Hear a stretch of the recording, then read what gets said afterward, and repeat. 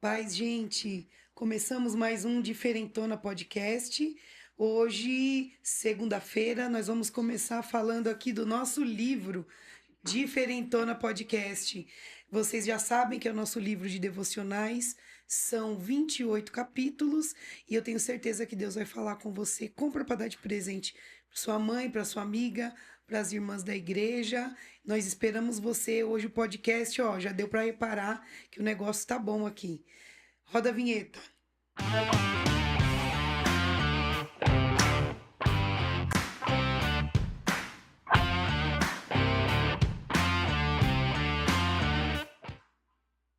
Voltamos! Estamos aqui mais uma segundona. Esse fim de semana foi power. Presença de Deus foi sexta, sábado e domingo.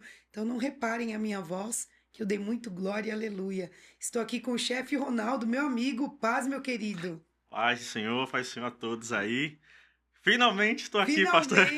Era o meu Finalmente! sonho e está se realizando, graças a Nossa, Deus. sonho fácil de se realizar. É Eu bom tava. demais. Ele é da nossa igreja, nosso amigo de sempre.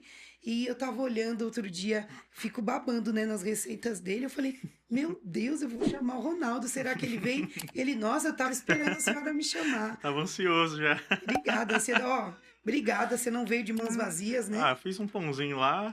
Olha, Espero que um agrade. pãozinho. Olha que humildade. Esse aqui é de De calabresa calabresa. e esse é um Esse é o branco tradicional. tradicional É, com o gergelim. gergelim. Deus Isso. abençoe, Amém. obrigada. Amém. Eu e o Abner e a Su estamos ansiosos. Ronaldo, é, mais uma vez, obrigada por você Amém. estar Obrigado. aqui, mas eu queria que você começasse falando para o povo te conhecer. Agora você é um chefe conhecido, renomado, mas não foi assim, né? Ah, não foi assim não. Foi sempre difícil, Foi né? sempre difícil. Tá É, sendo, né? Mas mas você chegou, já está estamos chegando. chegando, estamos chegando. Da onde você é, onde você nasceu? Olha lá, eu sou natural de Pernambuco, né? De uma cidadezinha chamada Panelas. Eita, lugar certo. Lugar certinho. Profético. Aí, uma cidade bem distante da capital, que é Recife, né? Um vilarejozinho bem pequeno. E eu nasci lá, né? E aí vim para São Paulo depois de um tempo. Entre idas e vindas aqui para São Paulo, né? Você vinha trabalhar. Não, é. Aí já entra a questão, é familiar, né? Tipo, minha Uhum. mãe que ficou doente, aí veio pra cá, né? E a gente ficou lá com meu pai e minha Não, irmã, mas explica essa né? história para nós saber direitinho. Olha, sempre foi uma batalha, né? A Sim. nossa vida. Então, lá no Nordeste a gente morava na roça mesmo, né? Eu nasci no meio do mato, né? Parecia até índio. Mas foi uma infância bem, bem sofrida, a gente vivia da roça, né? Tinha para comer bem, o ano teria que ser muito bem, assim, para lavoura, a gente vivia bem, Nesse porque tempo seco, então, ia ser ruim. aí era muito ruim, né? Aí meu pai tinha que se desdobrar mesmo para levar o sustento para casa, né? Porque não trabalhava, não tinha como trabalhar em outro lugar, Quantos né? irmãos você tem? É, entre meu pai e minha mãe, éramos em cinco, né? Uhum. Morreram três, tem eu e minha irmã, né? Agora, da outras famílias, juntando pai e outra esposa, aí são Sim. cinco de cada lado. Meu Deus, é muito filho. É bastante, né? Mas assim, nunca tive muita proximidade com eles, até porque Uhum. ficaram com outras famílias distante da gente lá. E ficamos eu, é, e minha irmã, né? A gente muito pequeno. Aí as coisas foram até melhorando um pouco na época. Aí minha mãe ficou doente, né? Até no início ela tinha muito. Para começar, no Nordeste, não sei como que tá hoje, faz tempo que eu fui lá. Uhum. Mas o pessoal não gosta de crente, É né? verdade, É, são bem devotos, né? bem devotos. Então minha família sempre foi de, crente, raça de crente, não sei o quê, É, né? Mas até entendo que não tem o conhecimento, não né? conhece. Eles são doutrinados daquele jeito. Mas aí ela ficou doente, né? E ela sempre tinha um pessoal, a vizinhança, que tinha uma mulher que falava que não gostava da gente, né? Uhum. Acho que era inveja já, sei lá o que que tinha. E elas se desentendiam muito. Aí ela chegou um tempo que ela foi tirar um dente, né? Arrancar um dente. Aí desse dente já começou um câncer, né? Na laringe. Minha mãe fumava muito. Aí ela ficou doente, meu tio mora aqui em São Paulo ainda, lá em Santo André. Aí falou, ó, vem pra cá que é mais fácil, tratamento, né? De repente, né? Você vai ser curada. Aí ela veio pra São Paulo, aí ficou eu, meu pai e minha irmã, né? Lá em Panelas. Aí passou-se uns 6 meses, mais ou menos. Aí meu tio ligou, né? Naquela época era orelhão, né? Sim. Aí falou, ó, se vocês quiserem ver ela com vida ainda, vocês vêm pra cá, Meu porque Deus. não tem o que fazer mais, né? Já tá nas últimas.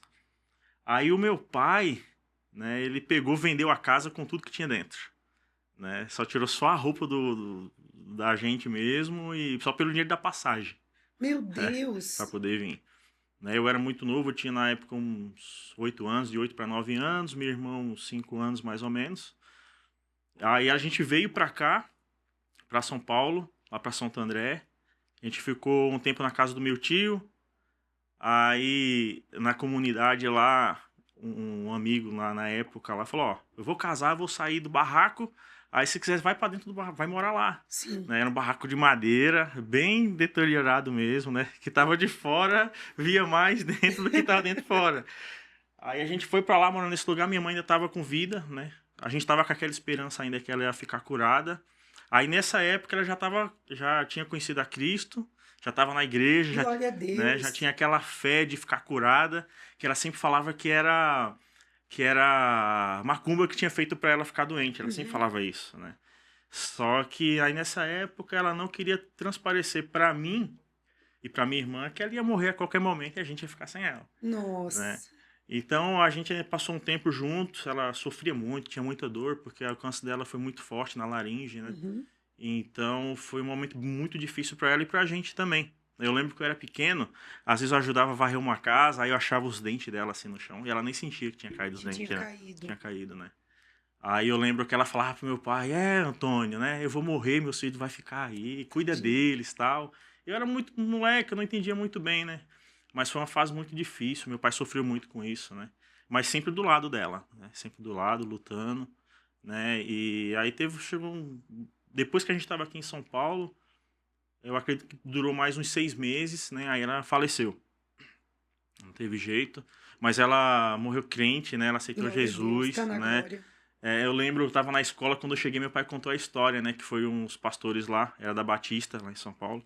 Até hoje eu ainda tenho contato com o pastor que cuidou da gente lá, dela. A gente começou a viver da igreja, a igreja que Sim. dava a assistência pra Sustento e gente, o sustento, assistência. né? Meu pai não podia trabalhar.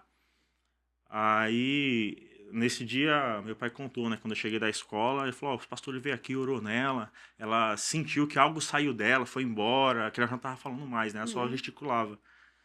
Aí, passou uns dias, ela foi e faleceu, né? Então, eu acredito na salvação dela, né? Creio.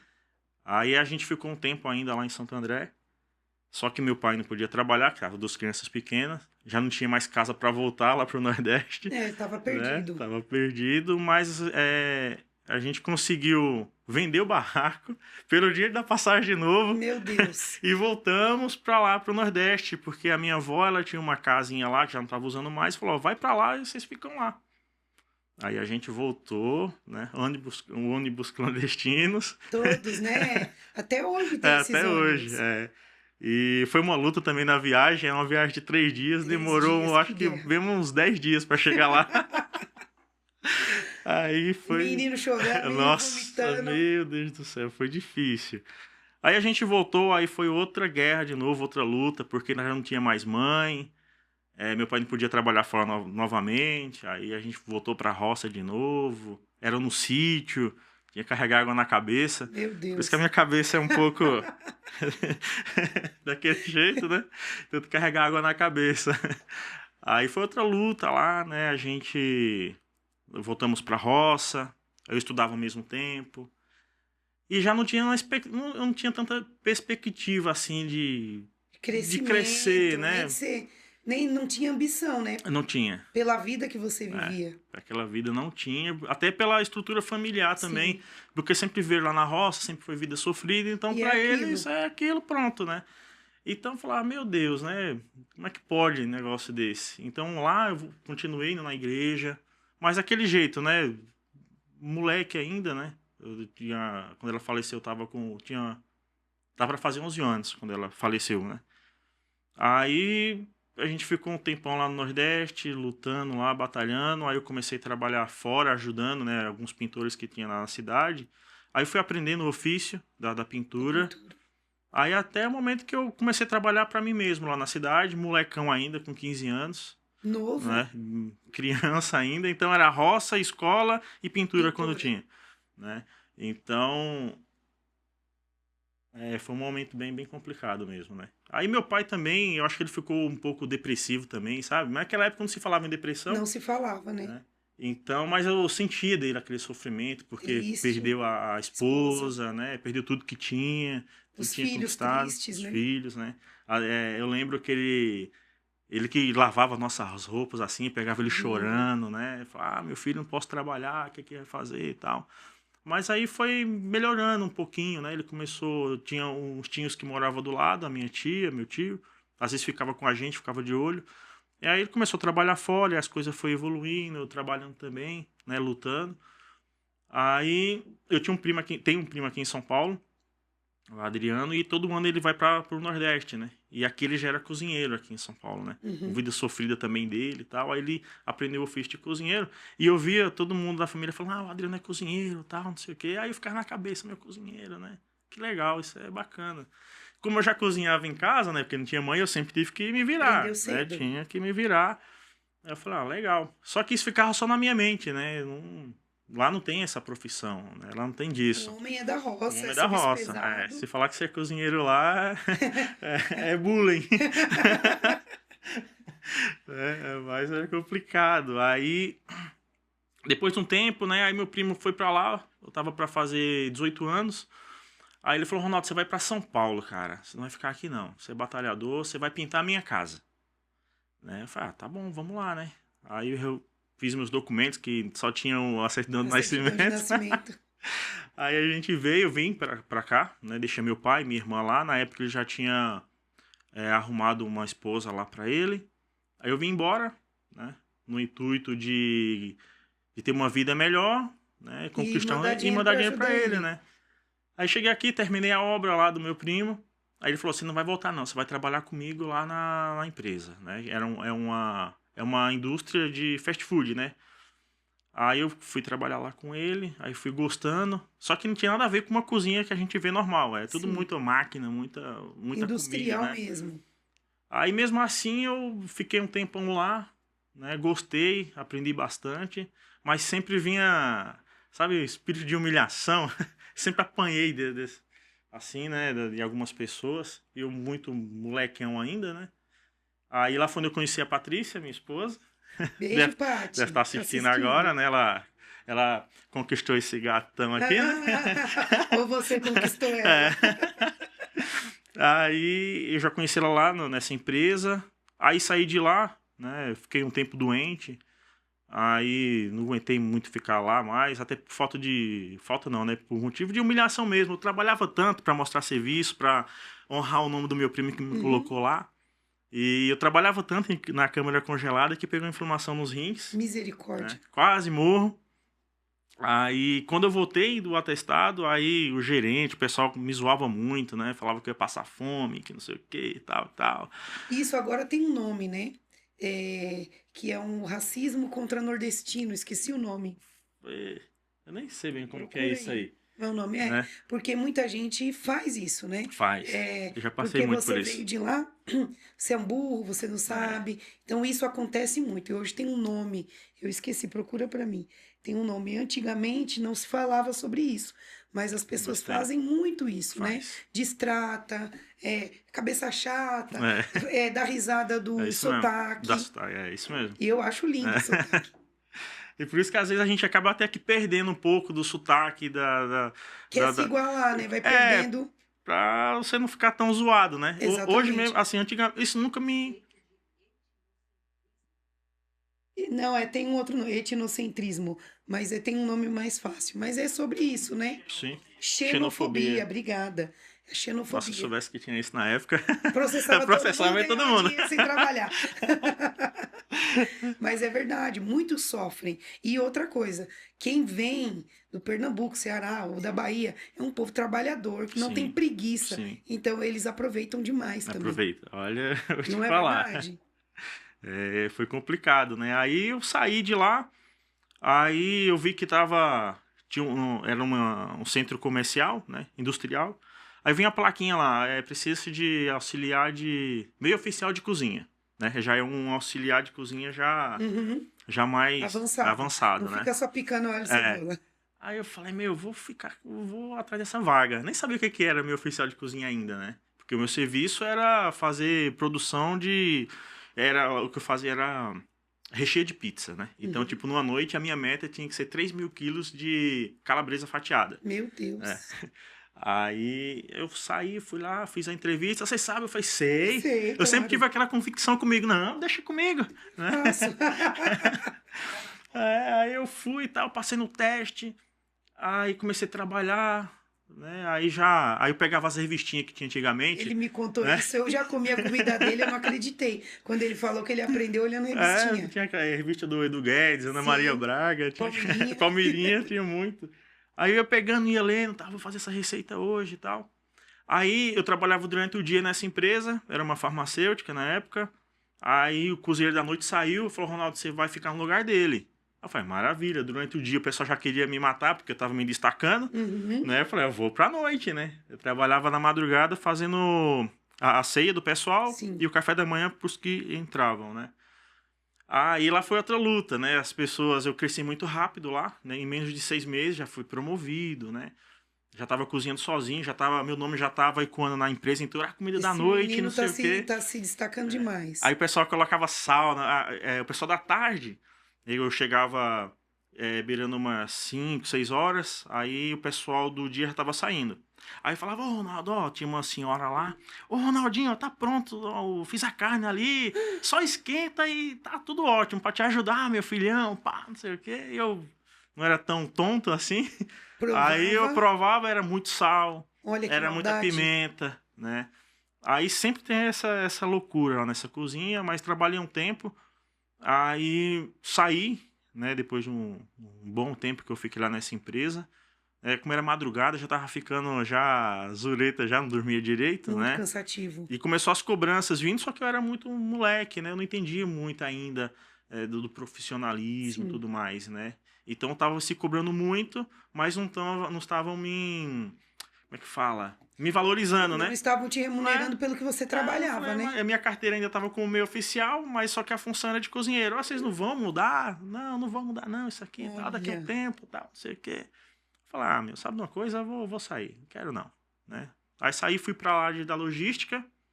Trabalhei um tempo, lá também foi uma luta, né? Eu não vou nem falar muitos detalhes, porque de repente a pessoa tá me assistindo, Sim. né? Mas aí foi quando me acidentei lá também, meu Deus do céu.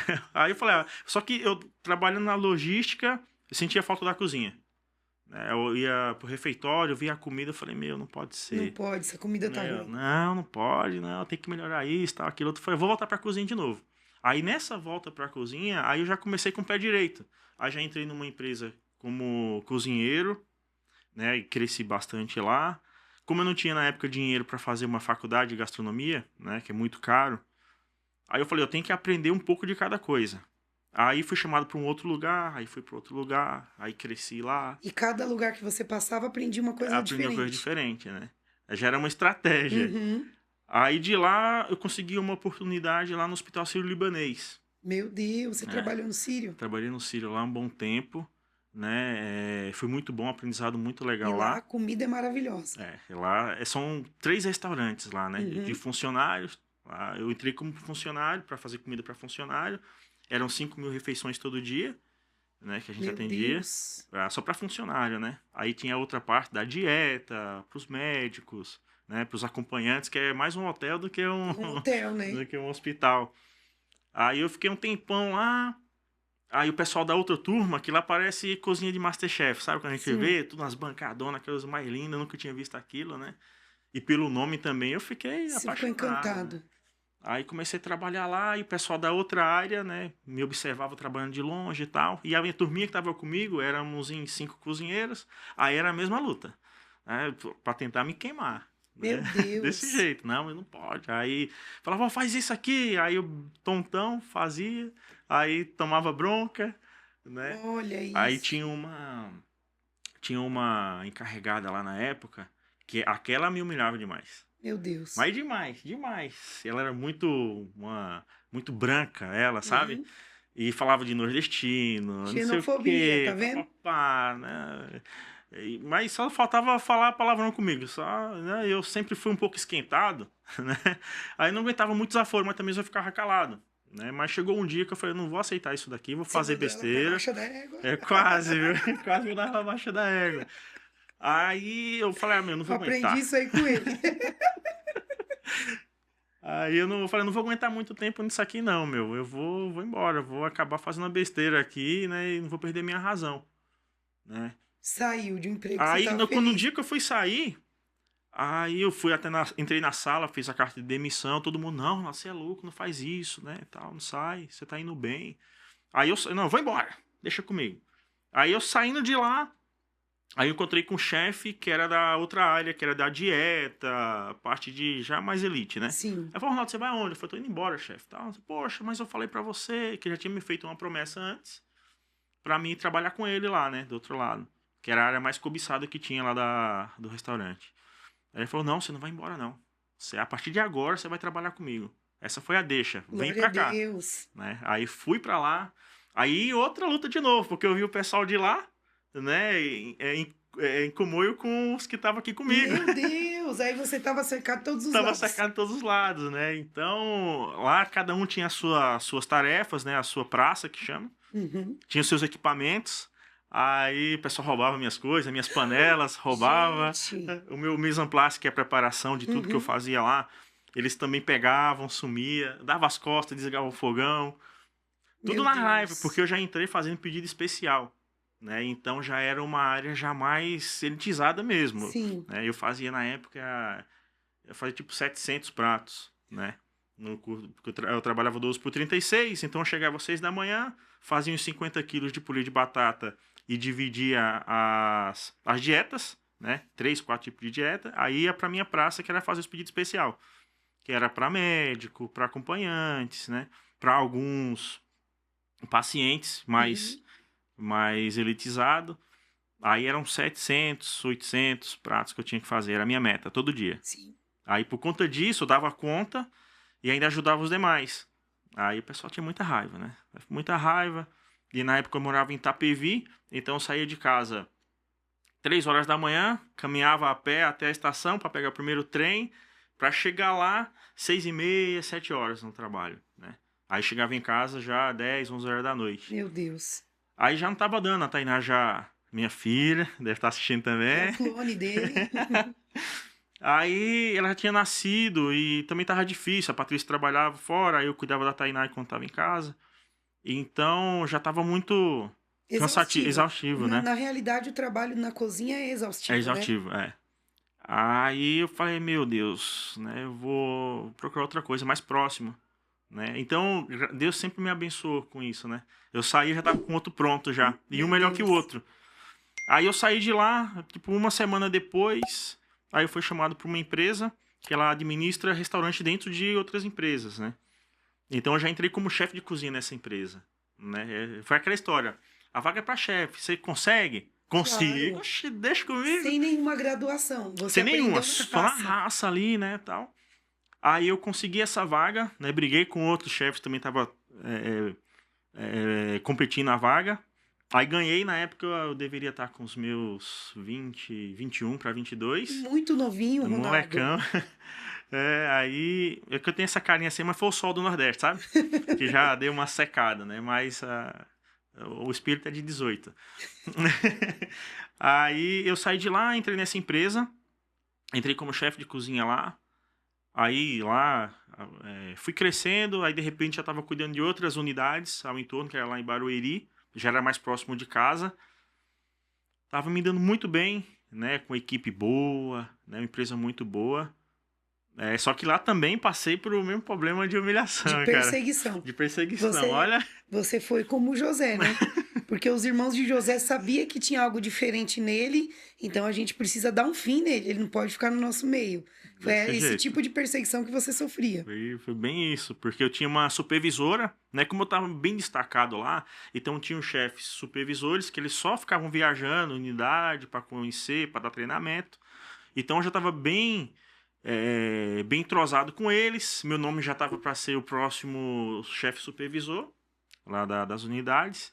Só que tinha uma abençoada lá, uma supervisora, que ela era como se fosse uma gerente regional, né? Sim, Aí ela não aceitava o fato de eu ser muito novo ser um chefe de cozinha, muito novo. né? Então ela chegava gritando de longe. Ela vinha do lado de fora, eu lembro como se fosse agora. Ela vinha na parede assim, passando o dedo assim, ó. Procurando sujeira. Sujeira. Ronaldo. E a cozinha era impecável. Ronaldo, isso aqui, que sujeira, não sei o quê. Ah! Né? Daquele jeito na frente de todo mundo, né? Eu falei, meu Deus do céu, né? Eu ficava na minha, eu já tava mais um pouco amadurecido. E aí ela chegou um dia que falou assim, Ronaldo, você vai dar treinamento numa outra unidade. Aí eu falei, tá bom, né? Uma unidade que eu nunca tinha ido, ia treinar o pessoal. Aí eu fui, aí passei uma semana, era pra ser só uma semana de treinamento. Aí passou-se uma semana, aí chegou o final de semana e tal. Na segunda, não, você vai pra lá de novo. Eu falei, de novo, né? Aí o pessoal da minha equipe, Ronaldo, você saiu da empresa? Eu falei, não. Ah, tem um outro chefe fazendo um teste aqui. Olha, Estão falando que você pediu as contas e tal, meu né? Deus. Aí eu já tava meio que cumprindo aviso lá sem saber. Nossa. Aí eu falei, não vou dar gosto pra essa abençoada, não. Já que ela vai me dispensar, então Não vou mais. eu vou pedir a conta agora mesmo. Uhum. Na hora. Aí cheguei assim, me dá o papel aí. O que você tá fazendo? Não, vocês iam mandar embora tal? Tô indo embora agora. Aí, não, que é isso, não sei o que. Eu falei, não, pelo amor de Deus, deixa eu ir embora, né? Aí eu saí, aí não cumpri o aviso. Antes de uma semana que eu tinha saído, aí descobri algo muito podre dela. Aí acabou que mandando ela embora, Olha né? só. Mas aí eu segui minha vida, né? Eu sempre fui batalhador, Na guerra. na guerra, meio louco, sabe? Em busca de um crescimento, né? Sempre buscando uma oportunidade de melhorar de vida, dar uma qualidade de vida melhor para minha esposa, né? Pra minha família. E nesse meio tempo eu sempre mantendo contato com meu pai, né? Lá no Pernambuco, né? E aí foi o tempo que eu consegui vir para esse lado de cá de Atibaia. Sim. Né? Eu saí dessa empresa, aí fiquei um tempo ajudando uns amigos, né? Lá em Itapevi mesmo. Aí surgiu uma oportunidade aqui para Atibaia, né? Só que era de caseiro, numa família bem estruturada. Aí eu vim para Atibaia, trabalhei um tempo, aí aquela vontade de cozinhar bateu de novo, Você não né? consegue ficar Não longe da consigo. cozinha, né? Aí apareceu uma oportunidade para mim na Serra da Cantareira, né? Num buffet. Aí cuidei de lá um tempo, tive problema lá também com essa questão de perseguição. De egos, né? Na cozinha, né? Não, e lá foi engraçado. Não foi nem o pessoal da cozinha, foi gente de cima mesmo, né? São um pessoal mais... É Uhum. complicado, não vou entrar em detalhes, Sim. né? Mas aí eu saí, né? Eu saí de lá, busquei a palavra, né? Nesse tempo eu tava indo na igreja, né? E aí eu saí de lá e comecei a trabalhar num outro restaurante, bem conhecido aqui em Atibaia. Comecei a trabalhar, veio a pandemia, Sim. né? Aí fechou tudo, já tava nos projetos bem legais, estava cuidando já de mais um restaurante, fora isso que eu tava, já como chefe de cozinha, né? Porque nesse meio tempo eu fui aprendendo as coisas muito rápido. Aquela coisa, acho que Deus dá o dom, né? Não, E isso a é gente dom. tem que aproveitar. É dom, porque você não tá falando de fazer um arroz e feijão. É todo tipo de comida. Você olha e faz igual e faz rápido. Nós fizemos um jantar aqui na igreja, um culto de casais, e ele falou: pode deixar comigo que eu vou fazer. Vou fazer um. Qual que nós servimos?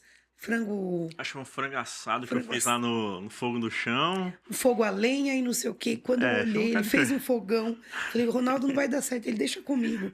E aí ele serviu uma salada com manga. Até hoje o pessoal fala disso. Foi mesmo. E o frango impecável.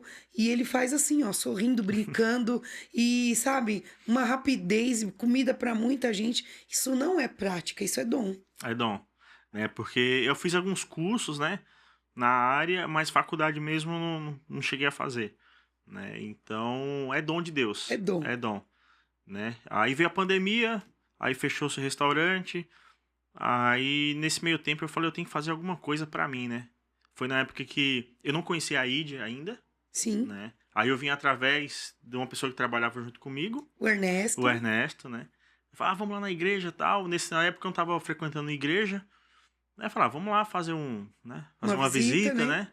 Aí, louvo a Deus pela vida dele, né? Que através dele a gente tá firme tá até firme hoje. aqui, né? Então, aí veio a pandemia. Aí eu falei, eu vou montar um negócio pra mim, Sim. né? Na cara e na coragem. Era no bairro do Portão que No você bairro do morava, Portão, né? Aí montei esse primeiro, era lanche que eu fazia, né? Gente, maravilhoso. Aí, na época, como era o delivery, aí eu estourei bastante aqui na região. Então, era Terra Preta, Atibaia. Vinha gente de Nazaré buscar lanche lá no bairro do Portão, né? Fui expandindo, expandindo. Aí chegou uma hora que não deu pra ficar mais no bairro do Portão. Aí vim pra Atibaia, né? Passou-se um tempinho, aí eu não consegui, né? Quebrei, Era né? pão caseiro, Era pão carne caseiro. seca desfiada, era Carne isso? seca, era isso mesmo. Meu Deus. Pernil. Né? E sempre buscando a palavra, né? E através, né, da pastora aqui, né, que Deus sempre falou, né, que eu ia ser reconhecido pelo meu trabalho. Era verdade, né? Eu lembro como se fosse hoje, né, as promessas de Deus, né? Então eu sempre tive isso pra mim, né? Então eu vim pra Atibaia, aí quebrei, né? Aí voltei de novo pra restaurante, outra luta de novo. Aí por onde eu voltei já não era mais a mesma coisa, né? Porque o pessoal já não gostava muito de mim. Eu não sei se eu sou muita luz, eu não sei, porque incomoda. Incomoda. Eu não faço mal pra ninguém, meu. Aí, aí depois surgiu outra oportunidade de voltar com o restaurante de novo, né? Com esse projeto que eu tinha. Nesse meio tempo, o meu pai ligou pra mim e falou, Ronaldo, eu tô doente, né? Sim, eu lembro dessa época. Aí eu acho que foi uma época bem difícil mesmo. difícil, né? Porque ele falou, Ronaldo, parece que eu tô com câncer de próstata e tal, né? Eu falei, meu Deus do céu, né? Já foi minha mãe, agora meu pai, ele tá longe, eu não tô numa situação econômica boa para poder dar um suporte legal, né? Já ficou aquela mágoa dentro de mim, aquela dor. Uhum. E eu lembro que eu falava para Deus assim, falei, meu Deus, se for pro meu pai morrer, né, agora, que o Senhor me permita, nem que eu veja ele pela última vez, nem que seja um segundo, né, para ver meu pai. Aí passou-se um tempo, tive a oportunidade de abrir esse outro restaurante, aí eu consegui trazer ele para cá, para tentar buscar atendimento mais rápido. Sim. Aí eu trouxe ele para cá e até me ajudou na época a pintar o espaço onde eu tava, comprar algumas coisas, né, ele ficou contente com o que tava aqui. Aí deu uns 5 minutos nele depois que a gente tava para abrir esse restaurante. Aí ele falou, Ronaldo, eu vou embora. Né? Eu vou embora porque quando ele veio pra cá, ele já tinha arrumado uma outra esposa lá. Sim. Aí ela ligou pra ele, ó, consegui um dinheiro aqui, vamos fazer tudo pago aqui, vai ser mais rápido e tal. Aí, meu filho, eu vou embora. Eu falei, pai, não faz isso, meu. Você tá aqui já, né? Já tá aqui. Não, eu vou embora, eu vou embora. Ela, nordestino marrento, sabe? Agoniado. Aí ele falou, vou embora. Eu falei, bom, tá bom. Já que você quer ir, tá bom, né? Aí eu me lembro que eu deixei lá no aeroporto. Aí eu já senti, tipo, como se fosse uma despedida. Sério? Só que quando você fala com Deus, a gente esquece depois. Sim. Né? Então eu senti naquele dia que ele olhou pra trás, assim, já no embarque, né? Ele olhou pra trás, assim, com aquele olhar, né? Tchau. Aí eu já fui com aquele negócio no coração. Eu falei, não tá na mão de Deus, né? Aí ele chegou lá, foi tudo muito rápido, fez exames. Aí marcaram a cirurgia pra ele fazer. Aí ele ficou uns 30 dias internado lá no hospital, lá no Recife. E eu sempre falando com ele, né? Vai dar tudo certo e tal. Só que toda vez que ia fazer a cirurgia dele, desmarcava por algum motivo. O médico não foi, faltou equipamento, faltou medicamento, você não tá bem hoje. E prorrogando. E aí aquilo foi irritando ele. Foi irritando. Mas ele sempre com aquela fé, porque ele chegou a vir na igreja aqui na ID. Sim, né? Eu trouxe ele aqui, ele gostava de vir aqui, Uhum. né? Ele tinha aquele desejo de ficar bom. Só que eu acho que ele tinha uma depressão escondida, eu acho, né?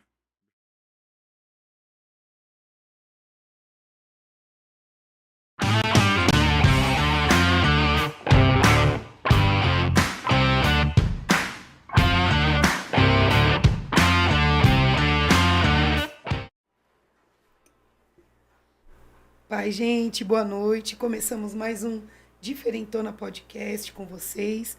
Já quero pedir para vocês entrarem, compartilharem, manda no grupo da sua igreja, para as amigas. Eu sei que hoje Deus tem uma conversa especial para nós aqui. Amém.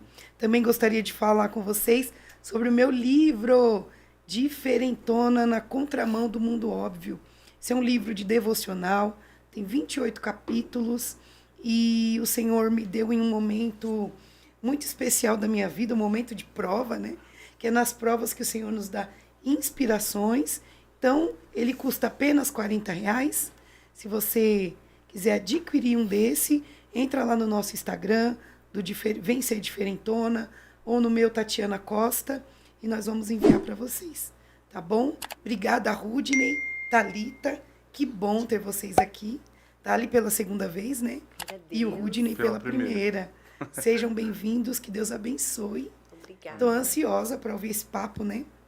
Obrigada. Um papo muito pertinente e importante nesse tempo, porque nós vamos falar de casais, né? Sim. E Satanás tem investido pesado na vida conjugal e na vida dois.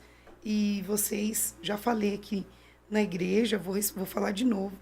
Vocês são resposta de Deus aqui para o nosso ministério. Amém. Porque nós trabalhávamos mulheres, trabalhávamos crianças, trabalhávamos homens e não tínhamos nada para casais.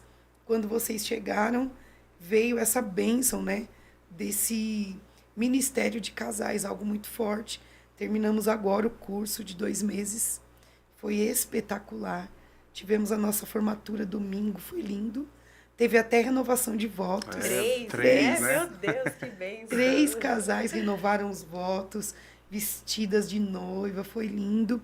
E o que, primeiro, né, como vocês se conheceram?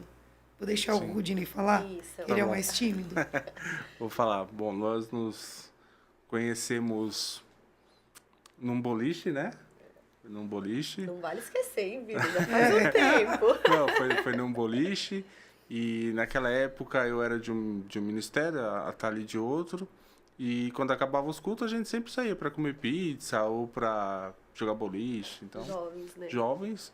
E aí a gente acabou se conhecendo dessa forma aí. A Thali acabou se apaixonando e eu também, né? Quem foi o corajoso que chegou? Foi ele. Fui eu. Foi um papinho tão esquisito, mas foi eu. Eu não sei se a senhora lembra, apóstola, teve uma fase que tinha aquelas bolsas pratas, que era moda, todas as meninas da igreja Sim. tinham. Era prata ou dourada, né? Sim. Era prata. E aí eu fui primeira amiga da irmã dele, da Luciana. E a gente, naquele dia, tinha uma bolsa igual. E aí é o papo que ele veio, ai, você tá com a bolsa da minha irmã? Eu falei, que cara esquisito. Como que você é a primeira vez que Mas pegar a bolsa eu da não minha achei, irmã? né? Eu falei, acho Que que a minha irmã conversa é esqueceu essa, e né? você tinha levado pra ela, né? Mas- É. O Rude foi resposta de oração. Quando eu conheci o Rude, eu tinha terminado um noivado Uau, de 3 anos. foi livramento. Foi. Meu Deus dos céus. E aí eu falava assim, né, eu fazia parte de um ministério muito pequenininho, não tinha muitos jovens. E aí eu falei, agora, porque quando você tá num relacionamento muito tempo, você tem mais amigos, você não, Sim. né? A gente não deveria, mas acaba fazendo isso, você se fecha muito naquilo. E eu falei, eu não tenho muita opção, eu preciso encontrar. E aí o irmão do pastor da igreja, naquela época eu era do Ministério Voz de Louvor, a gente até fala, o Flávio foi o nosso anjo, né, vida, que conhecia, ele me conhecia. E eu falei, preciso de ajuda. E aí naquele dia ele falou, ó, eu vou sair com o pessoal do Bom Retiro. E aí eu falei pra minha mãe, foi tão engraçado que eu falei, mãe, fica tranquila. Eu só vou trazer alguém aqui agora em casa se for pra casar. Só quero realmente ter amizades da igreja, coisa sadia. E então eu vou conhecer esse pessoal. Quando eu olhei pro Rude, eu falei, meu Deus, não é possível. Estou apaixonada. Me senti mal, apóstolo, porque eu tava saindo de um relacionamento. E eu falava, eu não posso Muito recente. tá achando esse rapaz bonito. Meu Deus, o que é isso? Tá tudo errado. E eu aqui dentro não queria olhar, mas olhando. Sério? Foi de primeira, então? Foi de primeira. E aí eu bati o olho assim, eu olhei e falei, meu Deus, o que é aquele moço, né? Pensei. E aí de lá pra cá foi muito bom, né, amor? Porque Foi. a gente não se beijou antes de namorar. A gente se tornou muito amigo. As pessoas Legal. não sabiam que a gente Nós ficamos uns 3 meses conversava. conversando. Tudo totalmente discreto, né? O Rudney tinha uma ex-namorada chamada Thalita. Uau. Era bom que não podia confundir o nome, É, não tinha aí é como, bom. né? Aí é bom. E aí a gente falava assim, quando a gente foi no shopping, né, Vida? Ele falou, você quer namorar comigo? Eu falei, quero. E a gente não sabia nem... E aí, beijo, abraço, o que O que faz? faz agora, né? Então foi muito diferente bom. pra nós dois, né? E aí a gente consagrou, né, amor, o nosso Sim. namoro. Desde o início. O Rudy também veio de outros relacionamentos, né? E a gente falava que a gente vai consagrar. Tudo que não deu certo nos outros, a gente não vai fazer Mas não nos vai nossos. errar. E aí foi aquele desafio. Como que vai falar já? Que já vai namorar? E o pastor, né? Da igreja, e minha mãe. Minha mãe, você falou que você ia trazer se fosse pra casar. Eu falei, não posso falar que eu vou casar. Acabei de conhecer o rapaz, mas o Senhor tem planos, né? E quando ele tem planos, ele destrava. Vocês namoraram pouco tempo. Não, Não, 2 anos e meio. 2 né? anos e meio. 2 anos 2 e meio. anos e meio. Foi um namorinho longo. E aí o Longo Rudy... não, né? Longo não, Não, é. não foi longo. Foi um namoro. Mas aí o Rudy, quando foi falar com o nosso pastor... Com o meu pastor, né, Vida? Foi. Ele já falou, quando você vai casar? Eita. Sim. Você vai namorar? Porque ele acompanhou o meu processo. Sim. Então, era uma proteção de ovelha, né? Ele sabia o quanto eu estava sentimentalmente machucada. E aí o Rudy falou, eu vou casar daqui tanto tempo. Só E não eu dei olhei o e dia, falei, né? meu Estipulou Deus! mesmo. Estipulou. Respondeu à altura. E a gente nem tinha planos, né, vida? Não. Imagina, tava com Criamos CBC. na hora. E aí estamos aqui. Esse ano nós vamos Isso. fazer 15 anos de casados. Gente, 15 anos. De casados. Então, Muito assim, bom. a gente tá muito feliz porque agora a gente fala que tá em lua de mel, né, amor? É, agora sim.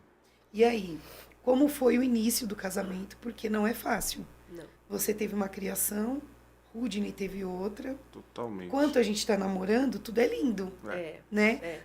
Até as diferenças a gente acha lindo. Mas quando vem o convívio, aí que você cai na realidade. Como que foi isso Quer pra começar? vocês? Falar? Vou falar por mim, tá? Isso. Lógico, né?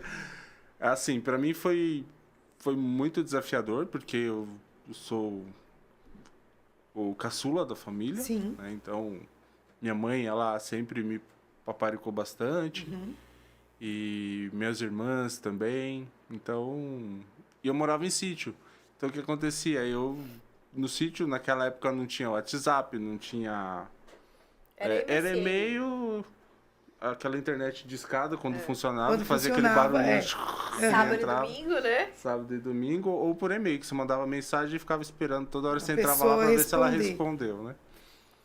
E aí acabou de, por exemplo, minha mãe, às vezes a Thalita ligava, minha mãe, já tava dormindo, porque no sítio eu não tinha o que fazer. Então, dava 6 horas da tarde, eu já ia 6 horas. dormir. E a Misericórdia. Thalita... Eu tava chegando do trabalho. chegando do 6 trabalho. horas, né? E como eu trabalhava com meu pai tinha um pesqueiro, né? Então eu trabalhava com ele, ajudava ele. Acordava muito cedo Acordava também. cedo e dormia cedo, não tinha o que fazer. E tudo era longe naquela época. Tinha que pegar o carro, vir para Atibaia, então ficava mais lá no sítio mesmo. E isso foi bem desafiador, né? Porque Essa quando parte. nós nos casamos, aí como que você começa a unir tudo isso, né? Como que você vai dormir 6 horas? Não vai. Não vai dormir tá. 6 horas e assim, aí tá os dois, tá bom. Não tem mais a mãe que vai fazer a comida, né? Então a gente chegava do trabalho e aí tinha que começar a preparar todo o jantar. Um desafio também que foi muito forte para mim, porque lá o sítio é grande, né? 20 Sim. alqueires onde eu morava. E eu tinha cavalo, cachorro, tudo quanto é animais. E aí quando nós casamos, nós viemos morar no Novinópolis, numa casa edícula, no fundo de uma de- casa. Meu Deus. E Te prenderam. me prenderam, e era uma janela, só tinha uma janela, que era do quarto, que eu conseguia enxergar a rua de trás. Era isso mesmo. E a da essa- frente eu enxergava a casa que estava Isso. na frente. Então aquilo pra mim foi um choque também, porque pareceu um passarinho preso dentro de uma gaiola. Exatamente, Foi- né? Foi bem E a gente- Outra complicado. realidade. Outra E a gente não realidade. conseguia nem receber família, amigos, Nada. porque não podia fazer Não podia barulho. fazer Tinha pessoa que barulho. morava na frente, embaixo. Então a gente usava muito a casa da minha mãe. Ah, quer receber uns amigos da igreja. Mãe, posso fazer um hot dog na sua casa depois do culto? A casa da minha mãe ficava sendo o Point. ponto, né? Então a Point. gente não conseguia também trazer as pessoas em casa. Tinha um pouco de receio, era uma bancada, né, amor? Com 2 banquetas que a tinha. gente tinha pra fazer as refeições. Mas eu acho que aí não foi o grande problema. O nosso grande problema realmente foi conseguir achar o equilíbrio das diferenças. Conciliar essa diferença. Que era muito grande, né? Muito grande. O Rudy está falando da questão de sítio, mas é quando a gente vem para a questão de caráter e de feridas. Então, eu venho de uma família que teve alguns problemas que nos marcam. Acho que todas as famílias têm problemas que nos marcam. O Rudy com outros problemas. E aí a gente não... Por mais que a gente foi muito amigo, a gente não conversava muito sobre esses problemas enquanto namorados. E aí essas feridas, enquanto você namora, você esconde. Porque você vê de sexta, de sábado, de domingo. Você tá com saudade, você Só muita quer contar coisa boa. Agora, quando você tá casado, não. Aí o dia que levanta aquela ferida sangra, quem que vai sangrar em cima de quem? De quem tá com a gente, do cônjuge, né?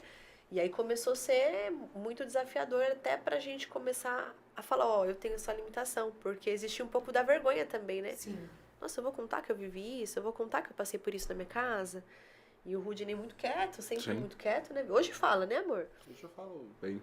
Hoje ele fala muito bem, perto do que era, né? Então, eu sempre sangrando muito, as minhas feridas abertas, mal curadas.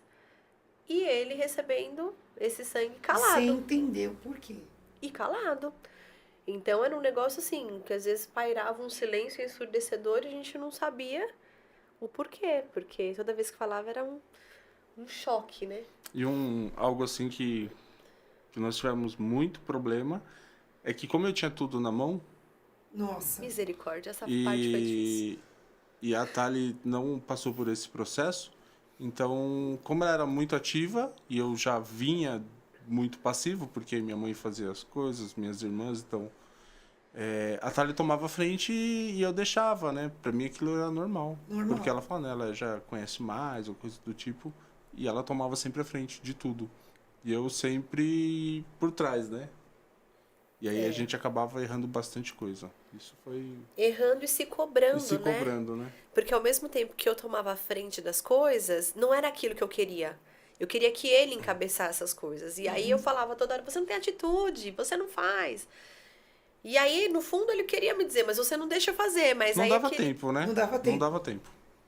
Eu era realmente assim, Deus me tratou de uma forma sobrenatural, apóstola, porque eu era extremamente controladora, mandona, eu não ouvia. Se qualquer pessoa, assim, viesse me falar alguma coisa que não estivesse de acordo com o meu pensamento, eu até ficaria quieta, assim, por respeito, mas eu ia abortar, não ia nem pensar. E isso, com o tempo, eu fui percebendo que era uma ferida, era uma raiz de uma matriz que tinha sido deturpada, né? Mas doeu pra gente entender. A gente passou por alguns anos de bastante, assim, desafios, né?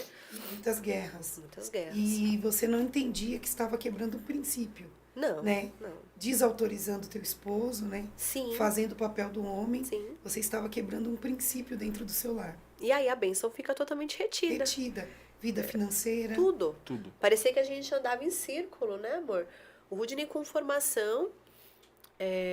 a gente tinha alguns combinados quando a gente casou, queria fazer faculdade, era o meu sonho, né? E ele também não tinha ainda, tinha começado algumas faculdades, não terminava, e aí a gente não tinha condição financeira para os dois irem estudar, para os dois avançarem. Então a gente combinou, vai você primeiro, depois eu vou, né? E a gente foi fazendo esse trabalho.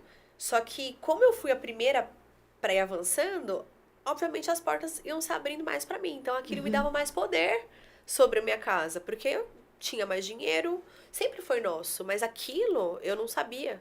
Aquilo me dava uma coisa a mais que cada vez mais eu distanciava Deus da nossa casa.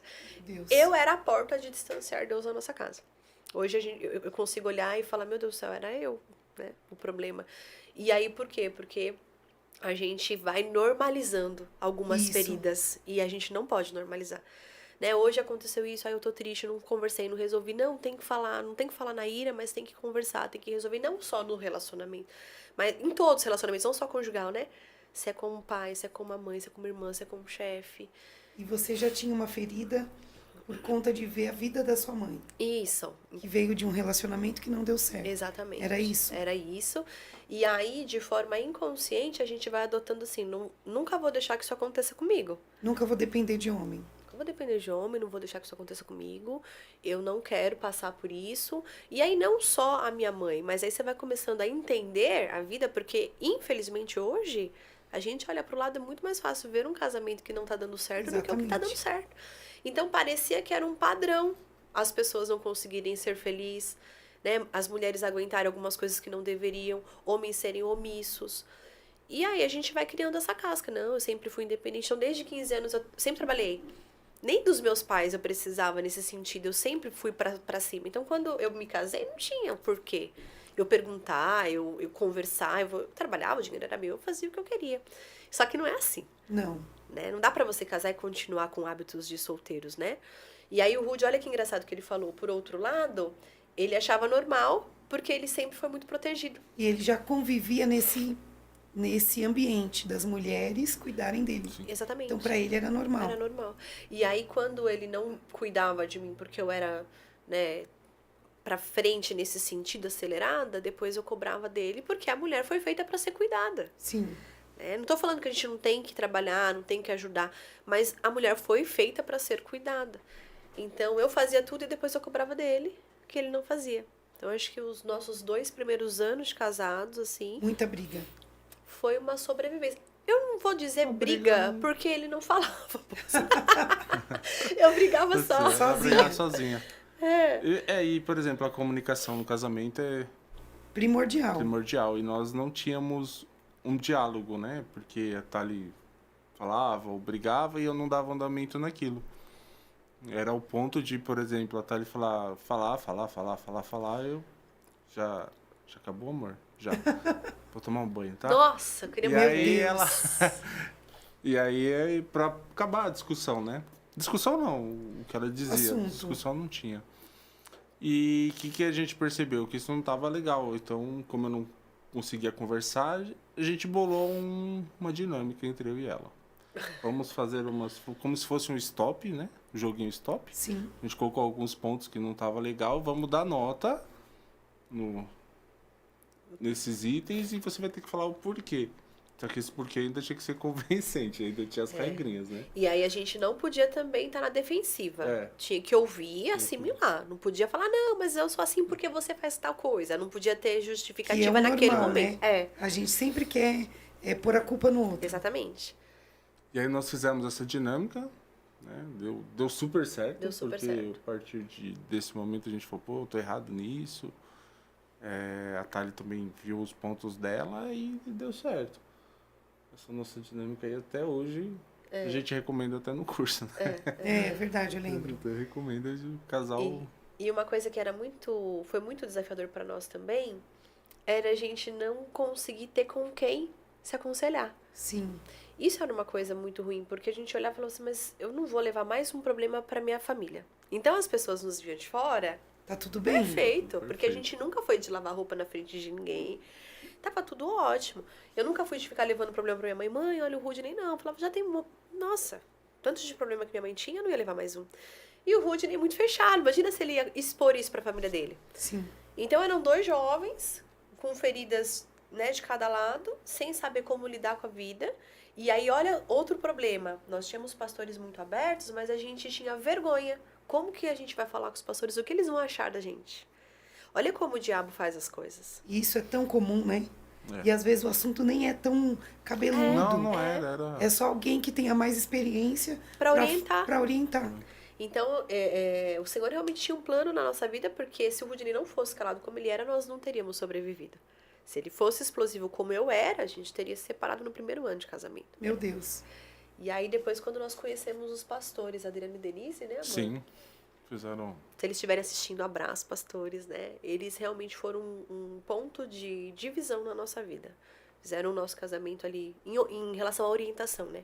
Um antes e um depois. Não só pela administração de curso, mas nós começamos a caminhar com eles. E a palavra fala, né? Caminha, come um quilo de sal para você conhecer as pessoas. E eu falava, não é possível que existe um casal que consiga ser assim. Tempo que a gente caminhava, né? A gente nunca viu eles se degladiando, mesmo que a gente via que eles estavam com Divergência de assunto. sempre muito ali, na paz, na criação dos filhos, Os filhos, né? no ambiente da casa e tudo. E aí a gente começou a falar, opa, peraí. Aí Que nós isso, começamos a ter uma referência, existe uma coisa errada na nossa casa, a gente precisa disso.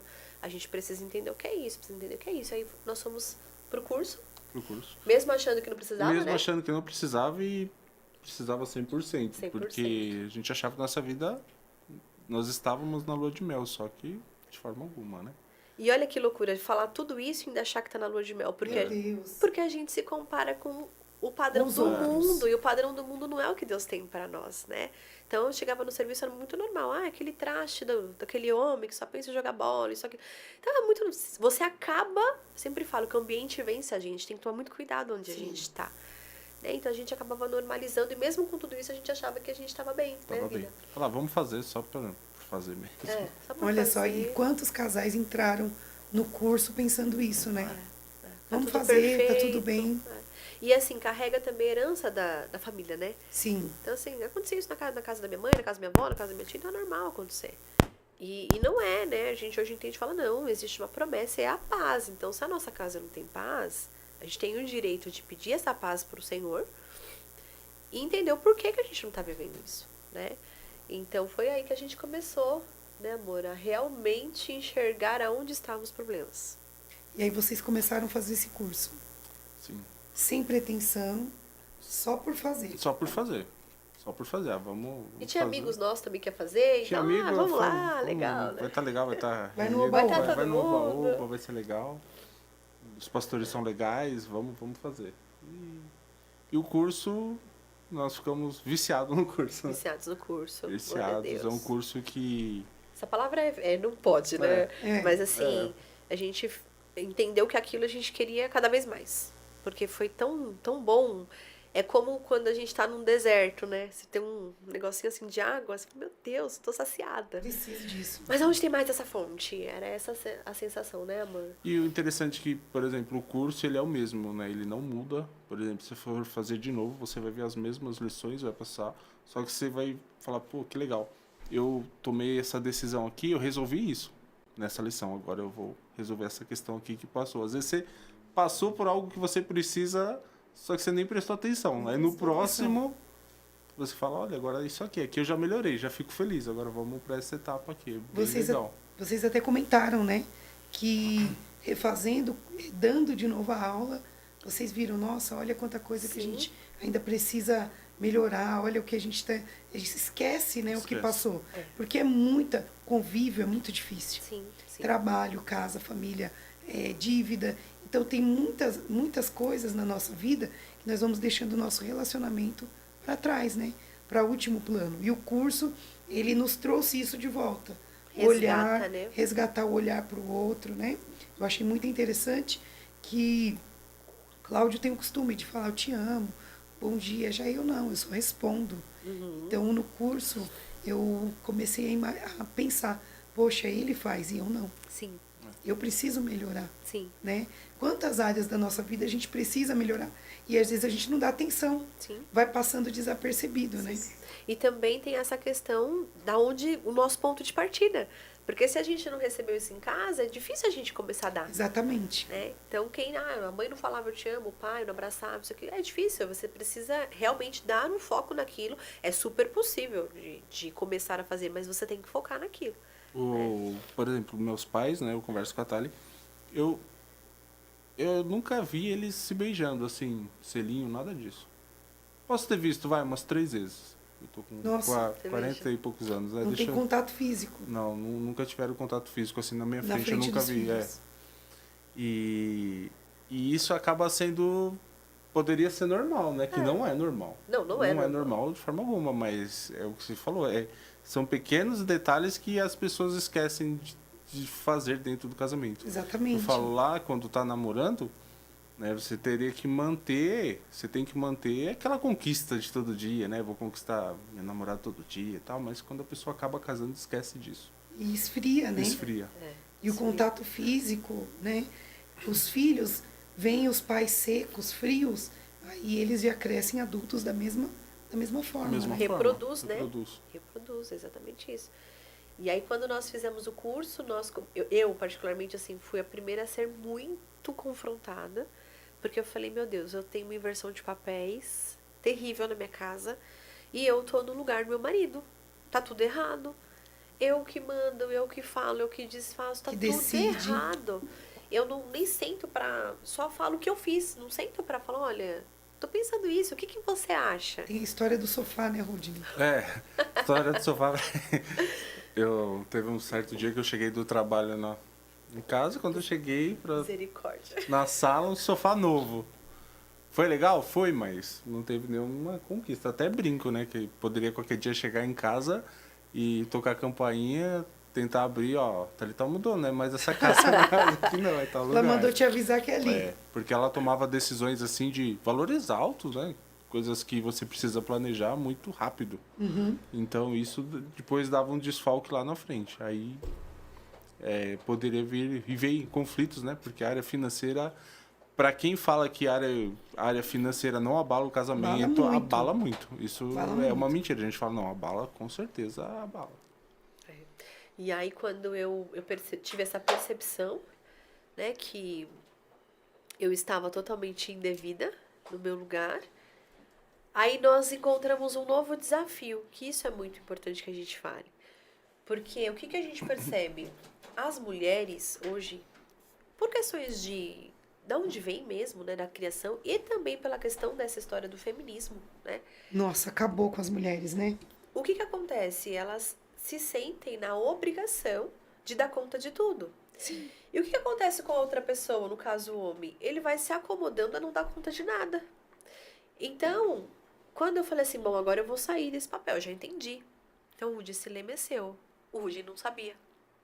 Por quê? Porque ele, né, amor, não tinha talvez esse exemplo do que é o sacerdote certo dentro de casa, não tinha sido ensinado, e aí ficou o quê? Eu saí, tá bom, mas agora tem um espaço. O que a gente precisa fazer? Aí foi um novo desafio da vida. Foi um desafio dele, que aí foi buscar o conhecimento, foi buscar orientação, os pastores trabalhando muito perto da gente, porque a gente percebe muito isso nos casamentos também. Muito, muito, muito. As mulheres saem e os homens estão tão acostumados com esse...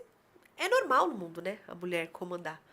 E aí, tá, é você, tá bom, mas o que eu faço? Porque sempre você que fez. Não é nem maldade, sempre a gente que fez. Ele nem vai saber como agir, porque nunca agiu com um papel de líder, né? Exatamente. Que a mulher tomou. Então é muito difícil. Tem homens que até querem, mas não conseguem. Não sabem, porque e tem a gente outros domina. que nem tentam, né? E que nem querem também. Também né? não querem. Nem querem. Esses dias a gente estava em casa, tava comentando sobre uma história com a minha mãe. Eu falei, olha, como a inversão de papéis, ela tá tão forte, né? Eu tinha uma colega de trabalho e muito bem sucedida.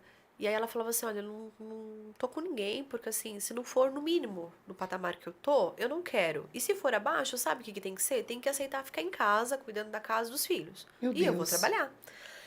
Então, assim, é uma inversão de papel, totalmente. Né? E a gente percebe que é realmente para tirar esse cuidado, da mulher ser cuidada, né? De saber.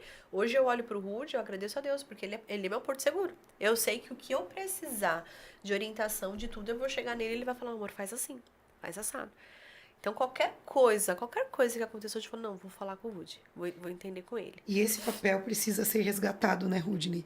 Porque homens, exatamente o que a Thali falou, as mulheres querem, independente de ter seu trabalho, ter seu dinheiro, ter a sua vida financeira estabilizada, as mulheres querem ser cuidadas, né? E muitas vezes não é nem um cuidado financeiro, mas saber que, olha, o meu marido vai resolver para mim, eu sei que ele pode fazer, posso contar com ele. Ter alguém ali junto. Ter alguém ali, né? Tem mulheres que são casadas, né, e vem se aconselhar comigo, olha, meu marido nunca comprou uma roupa para o meu filho, não me ajuda em casa. Então, esse papel, ele precisa ser resgatado na sociedade. Sim, sim. Mesmo, principalmente na vida cristã. Porque os homens precisam saber melhor do que os outros, que o homem é o sacerdote. Sim. Né? E o sacerdote provê, ele cuida, né? Então, eu acredito que esse curso veio para resgatar essa visão espiritual da vida de um homem, da vida de um casal. E que quando se quebra princípios, fica tudo bagunçado na sua casa. Né? Desde a vida financeira, quanto a área espiritual, até o convívio conjugal, ele não fica legal, porque um princípio foi quebrado. E depois desse curso, a vida de vocês mudaram. Total. É até interessante que essa parte de sacerdote, quando a gente começa a exercer o homem, né, que precisa exercer, tem que exercer isso, tudo muda. E é algo bem impactante, né, porque eu nem comentei assim isso com a minha esposa, mas fazendo uma análise, o Vicente, quando nós fizemos o curso, que eu tomei essa essa decisão de que eu preciso ser sacerdote, quando eu entendi isso. E quando chegou o Vicente, isso explodiu em mim. Porque, por exemplo, eu faço muitas coisas, lógico, eu trabalho e faço muitas coisas em casa que eu gosto de fazer para quê?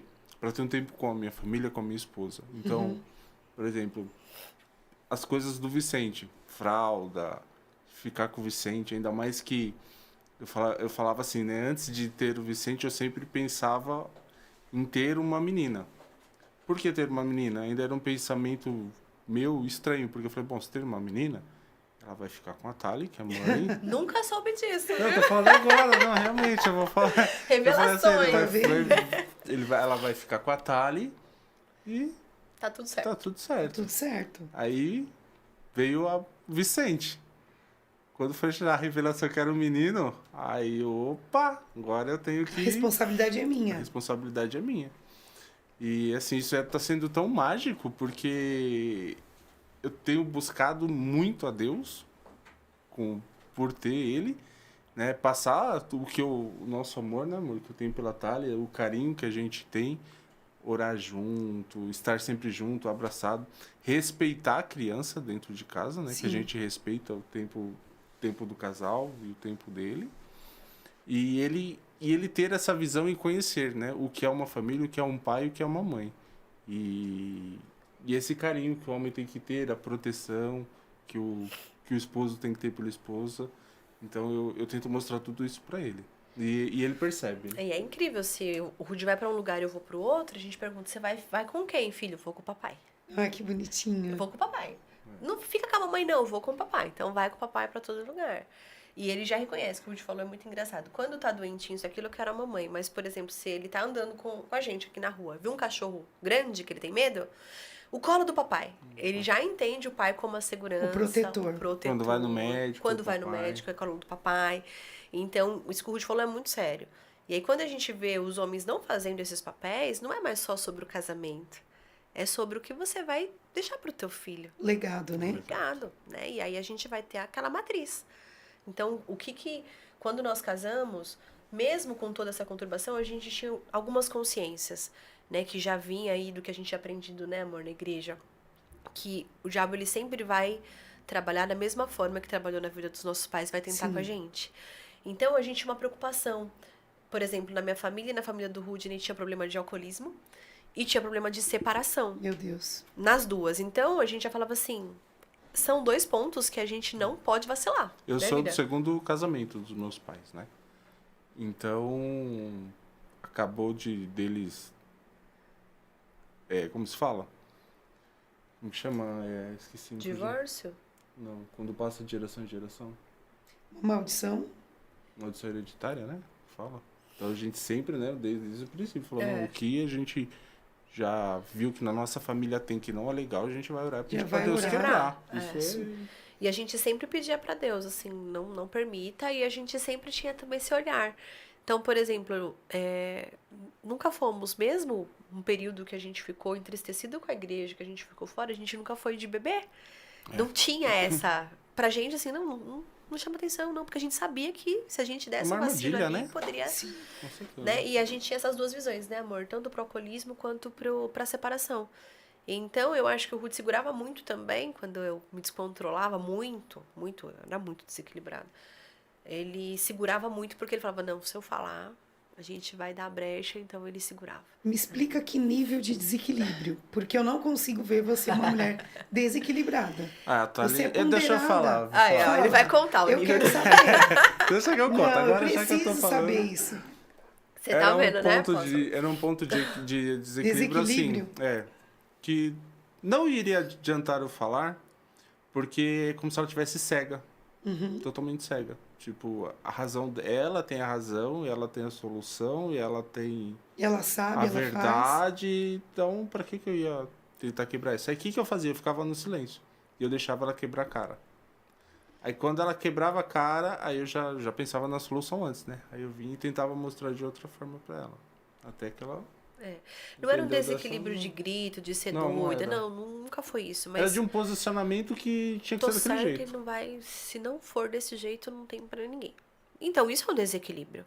As pessoas pensam que é só quando a gente tá no histerismo. Não. Mas assim, a pessoa tá tentando te mostrar um outro caminho e você se sente tão dona da verdade que assim, não tem nada. Ninguém é tão perfeito quanto eu. Olha que loucura. Que nível de arrogância que a gente chega Sim. sem perceber, né? Sim. E volto a dizer, apóstola, por conta das feridas. Uhum. Depois eu entendi que eu atingi um nível de perfeccionismo tão grande e vinha de uma baixa autoestima. Baixa porque autoestima. eu não queria ser reprovada por ninguém. Eu precisava internamente mesmo, assim, sabendo falar, sabendo entrar e sair dos lugares, porque eu estudava sobre isso, eu precisava que as pessoas me validassem. Eu precisava ter um elogio, eu precisava... Então, eu fui assumindo um nível de perfeccionismo muito grande. E Então, isso essa caneca tem que ficar virada assim, na alça por esse lado, enfim. Se alguém virasse, eu voltava e colocava a caneca ali. E eu achava que aquilo era excelência, só que não, tudo que é em demasia é um problema. Aquilo era uma necessidade de validação. Então, eu queria fazer as coisas muito bem feitas para as pessoas me aprovarem. E isso vinha de uma baixa autoestima de feridas. baixa autoestima, ferida do abandono, né? É. Pelo fato da separação, né, dos seus pais, a gente não quer se sentir abandonada de novo. Sim. E quando eu fiz um retiro, pouco tempo, e eu tinha esse costume. Nada, eu deixava ninguém fazer nada. Até hoje eu luto com isso. Eu acho que se eu fizer vai ficar melhor. É tão ruim porque as pessoas querem te ajudar, mas você não consegue. E né? a sobrecarga nos E a ombros, né? sobrecarga. E aí eu tô no retiro lá, super interessante, quando ele falou, a ferida da rejeição faz com que você não aceite ser reprovado, não aceite que as pessoas vão embora, e você quer fazer tudo bem, tudo perfeito, para que as pessoas te aprovem, não te reprovem e não te deixem. Aquilo eu estava quietinha, mas eu comecei a chorar tanto, porque eu me vi naquilo. Sim. Né? Então você quer que dê tudo certo, quer que as pessoas te validem, né, no que você está fazendo, e a gente tem que se policiar sempre, porque querendo ou não, aquela ferida está lá. Então, se você não se policiar, você volta de novo a refazer aqueles mesmos erros. E o perfeccionismo não é uma qualidade, é um defeito. Sim, né? sim. É um defeito que muitas vezes acaba que constrange as outras pessoas. Porque as outras pessoas querem te ajudar, querem fazer e nada pra gente tá bom. Né? É muito difícil isso. E o nível de arrogância que a gente chega de forma inconsciente quando você tá vivendo isso é que você machuca as pessoas sem perceber. Exatamente. Então você vai falar uma coisa achando que não, ela precisa saber. Eu vou falar, ela tem que mudar, mas não, a pessoa não quer saber aquilo. A forma como você tá falando não é que você tá sendo amiga. Você tá sendo invasiva, você tá tirando o direito da pessoa. Você nem percebeu se a pessoa tá pronta para receber aquele feedback. Às vezes você acha que tá dando uma palavra que vai levantar ela, você tá colocando ela no fundo do poço. Meu Deus. Então era mais ou menos isso que a gente vivia. E hoje, glória a Deus, eu posso falar, eu sou curada disso. Né? Hoje eu olho assim para a vida que nós temos hoje, eu falo, meu Deus, eu penso, Senhor, era um processo, mas por que eu não fiz isso antes, né? Sim. Porque hoje é tão mais leve, tudo que é dividido é muito mais leve, né? É muito mais fácil, né, Muito amor? mais fácil. De carregar, de fazer várias outras coisas que hoje eu olho e falo, nossa, se fosse antigamente... E você queria ser mãe? Não. Não! Toda mulher que tem essas feridas não querem ser mãe. Eu tinha pavor, assim, quando falavam pra mim de ser mãe. Eu falava, não, imagina, filho, vai acabar com a minha carreira, filho, vai acabar. Porque eu queria essa validação, né?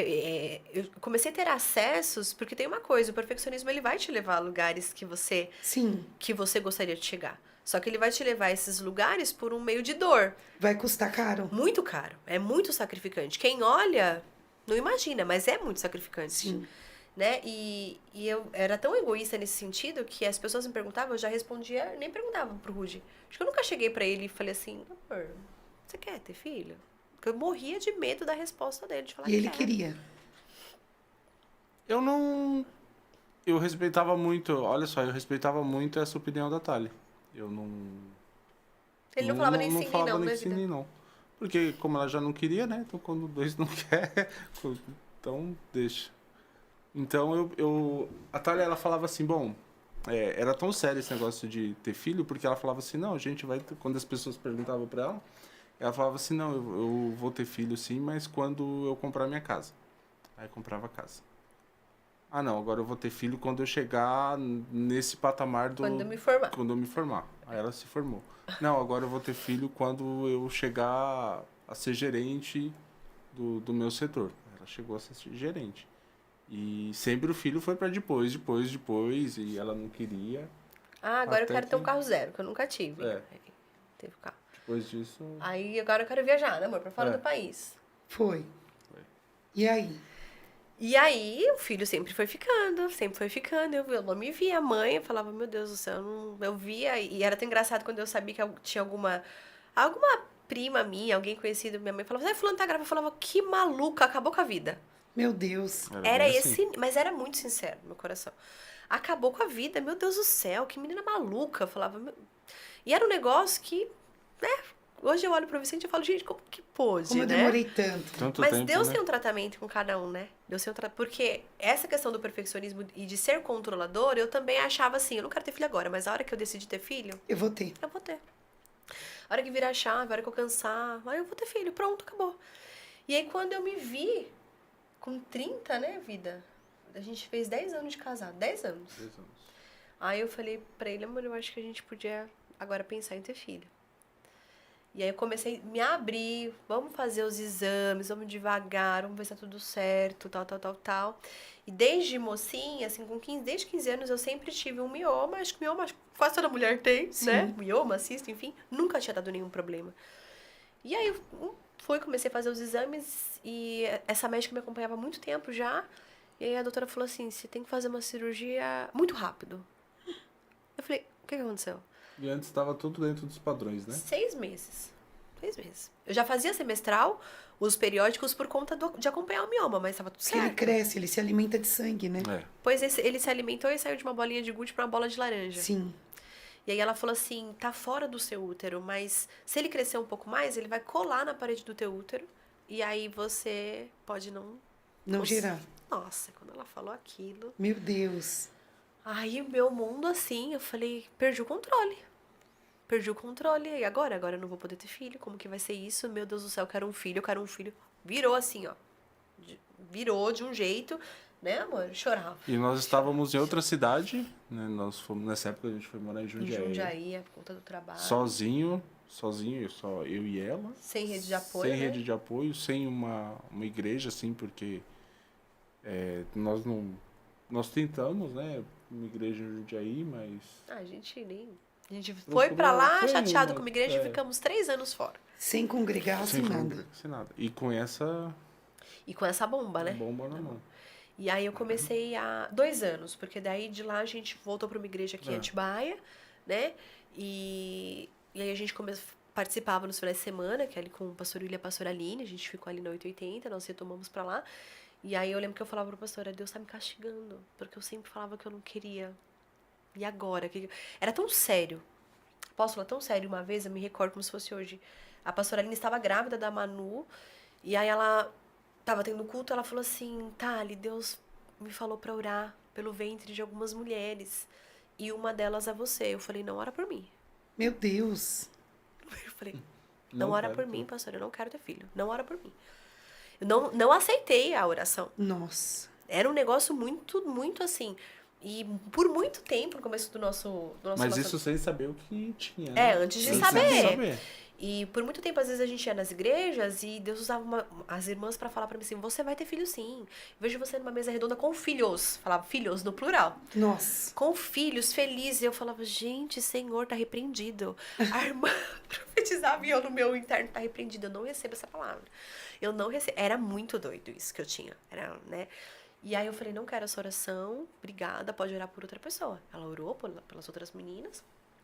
E aí, Deus permitiu que eu tivesse esse mioma grande, passasse pela miomectomia, e era uma cirurgia de risco, porque estava muito, muito pertinho. Uma cirurgia de risco, muitas vezes precisa retirar até o útero, né? E aí eu ia ser Dependendo mãe. do tamanho.